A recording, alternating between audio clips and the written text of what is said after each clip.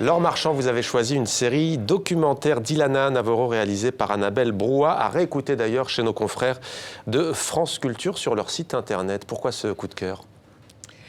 C'est parce que c'est un vrai coup de cœur. C'est une série documentaire très, très originale qui a été faite par une journaliste d'origine turque d'ailleurs, qui fait découvrir la France et l'Angleterre à Ouzbek, qui est le voyageur persan des lettres persanes de Montesquieu. Ouais. Donc avec un air faussement naïf, comme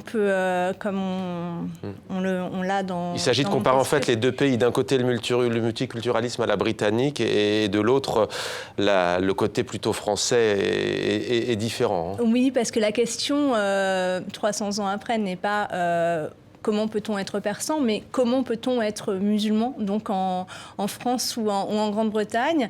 Donc ce sont des reportages qui apportent un regard décalé, très drôle, mais toujours très profond, justement, et très critique sur nos deux sociétés. Et c'est vraiment très, très agréable à écouter, et profond aussi. Yacine Aït Kassi, vous avez été séduit par le livre 2038, Les futurs du monde de Virginie Resson. En quoi cet atlas prospectif est-il indispensable d'après vous ?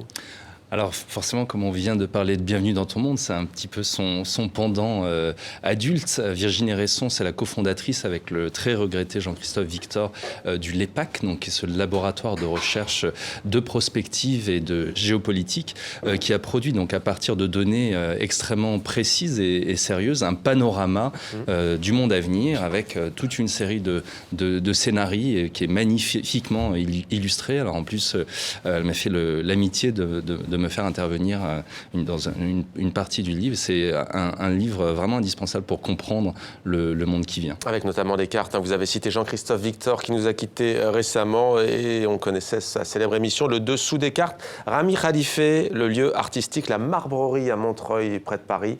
C'est votre choix. Qu'est-ce qui vous a séduit dans ce lieu ?